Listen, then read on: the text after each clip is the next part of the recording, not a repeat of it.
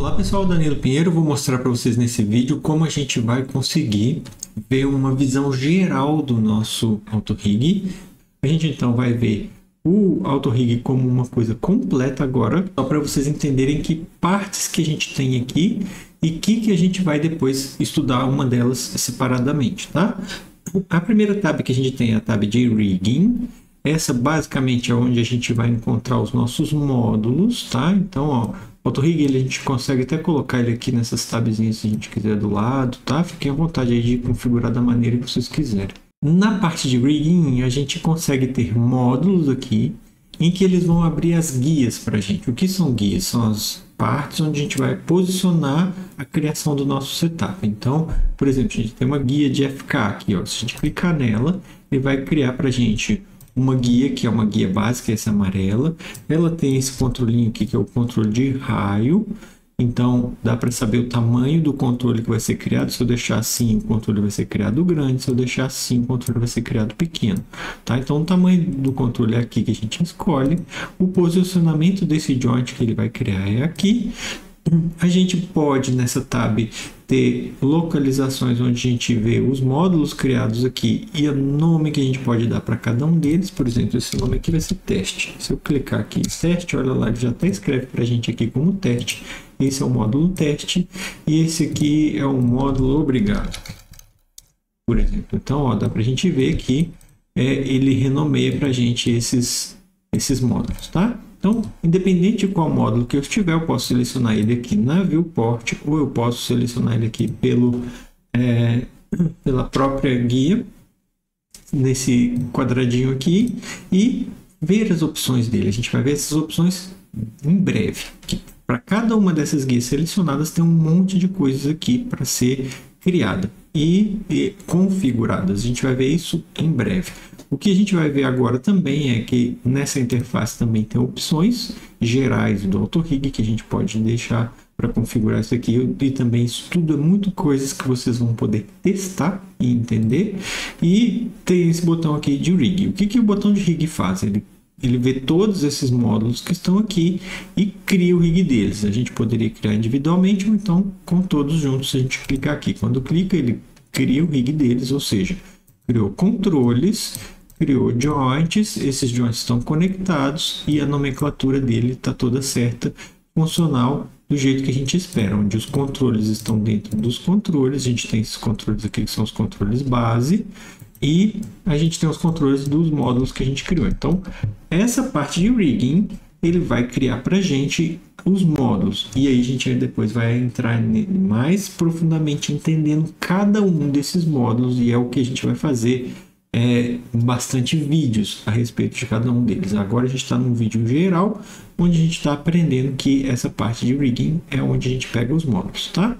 Essa parte de módulos, a gente tem informações, então tem uns ícones aqui que lembra a gente o que é, e por exemplo aqui, essa informação, o que está falando? Esse aqui é um módulo que cria setup de olho para ficar integrado com a cabeça, e tem íris, tem não sei o que, então ele dá alguns helps para a gente assim, tá? Eu pretendo melhorar essas documentações, criando mais elaborada a wiki que a gente tem desse sistema, para todo mundo entender como ele funciona melhor, tá? Então, essa parte de rigging é onde a gente cria os módulos em guias.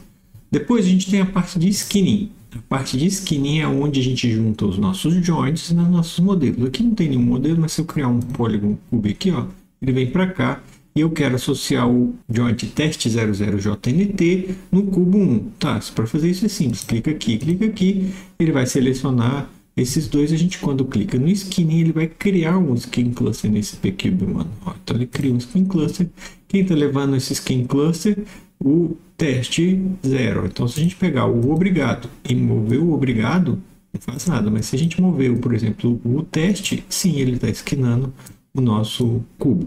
É uma visão geral do skinning. A gente vai entrar nele um pouquinho mais para frente, um pouco mais, mas aí você tem botões para adicionar ou remover influências, você tem botões para copiar o skinning de um para o outro, você tem botões para fazer o export ou o import desses valores de skinning, tá? Então essa é a parte básica do skinning. Outra parte que a gente tem básica também para ver um overview uma visão geral, é o Controllers. Esse a gente tem um painel onde a gente pode escolher as cores do nosso controle. Por exemplo, eu estou com esse selecionado aqui, quero que ele seja vermelho. Clico nesse 13 aqui, o que acontece? Ele vira vermelho, tá? Então aqui a gente tem todas as opções de controles. A gente vai entrar nelas em cada uma delas.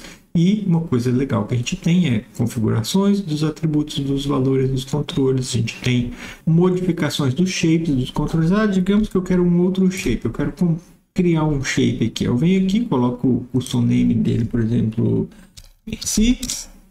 E eu quero criar uma curva de controle, não sei, cubo. Aí você clica aqui, ele vai criar para você um controle que se chama Merci.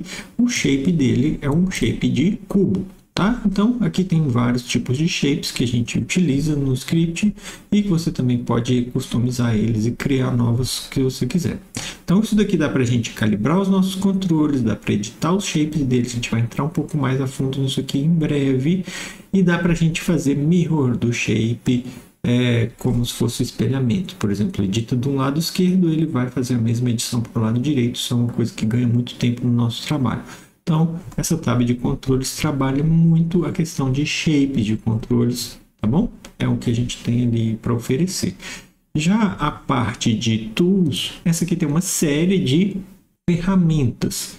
Cada uma dessas ferramentas aqui vai ser uma coisa que a gente vai estudar especificamente.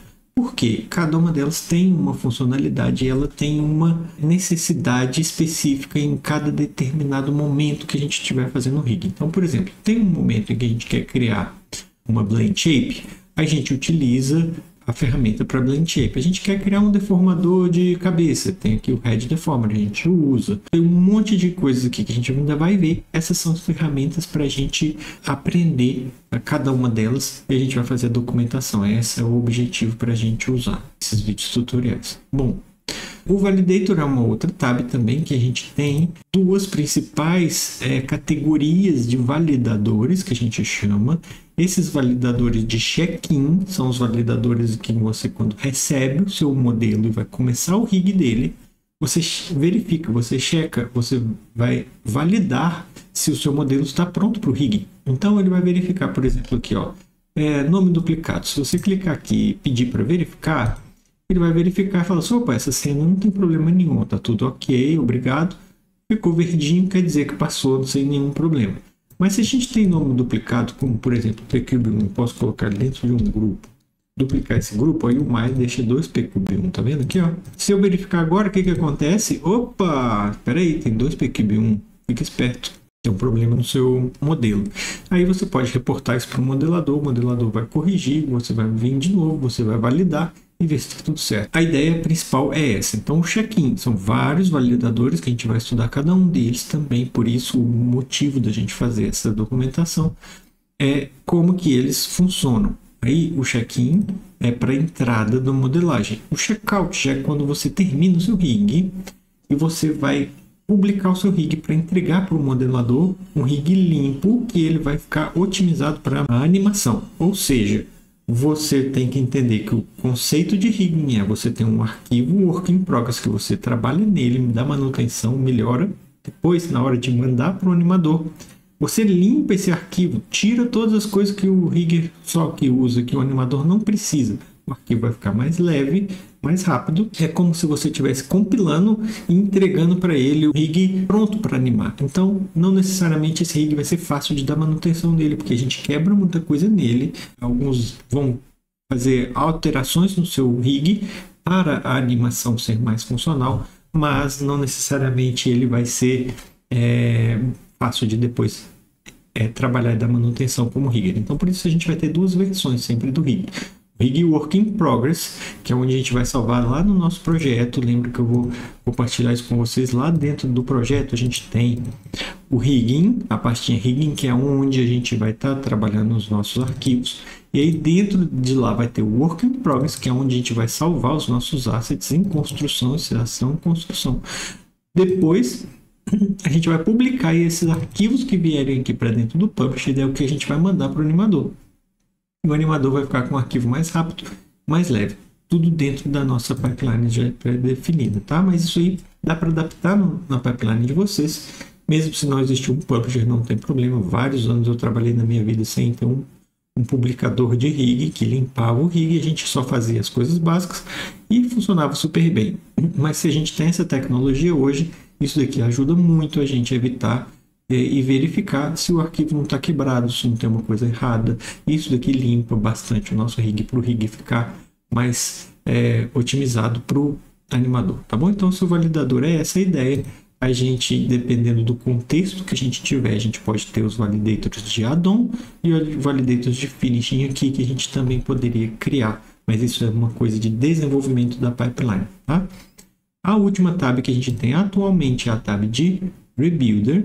A tab de Rebuilder ela é muito legal porque ela vai trabalhar com um asset em específico, e nesse asset a gente tem como salvar novas versões, abrir coisas dele para a gente ver como que estão os dados dele. E a ideia principal aqui seria a gente ter processos de rigging, onde a gente tem as partes que formam a criação de um rig podendo ser reconstruídas.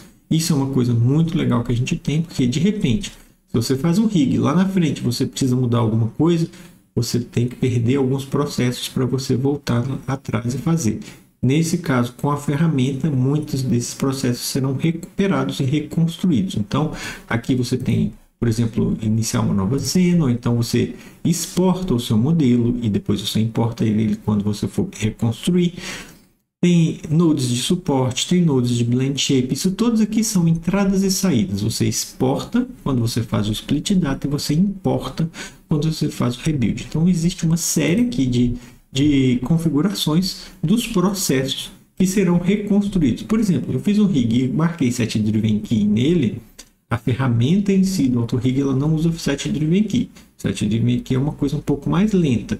Então a gente usa nodes de conexão e cálculo mais rápido. Mas, por exemplo, se a gente fez uma coisa que a gente saiu do padrão, mas a gente quis usar set driven key, pode. Ele vai exportar os dados do set driven key e na hora de uma reconstrução ele vai criar isso de novo.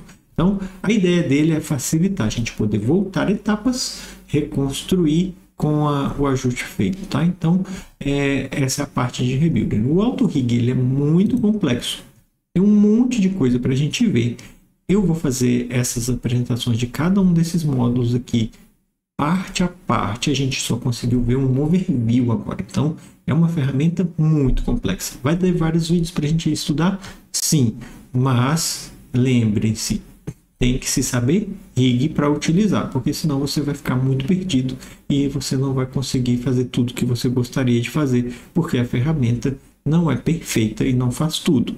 Então, a gente tem que ter o conhecimento de rigging. Lembrem-se, faça um curso de rigging e se prepare para usar a ferramenta. Senão, a ferramenta vai mandar em você e não é você que vai controlar a ferramenta, tá? O ideal é você, igual um piloto, tem a formação de motorista para você pilotar um carro, e o carro, mesmo se ele for veloz, você não vai ter nenhum acidente, né? Então, a ideia é você se formar como um rigger, como um piloto, como um motorista qualificado, para você pegar uma máquina e um carro ou um AutoRig e pilotar ele bem, tá? Então, a ideia é essa. Lembre-se que é uma ferramenta poderosa, a gente tem que respeitar ela. Agora a gente vai entrar em cada uma dessas partes, estudando os módulos, estudando como que se faz. Lá na frente a gente vai integrar tudo isso num personagem que vai ficar mais claro de o porquê e de como essa ferramenta funciona assim, tá bom? Isso aí, muito obrigado, valeu.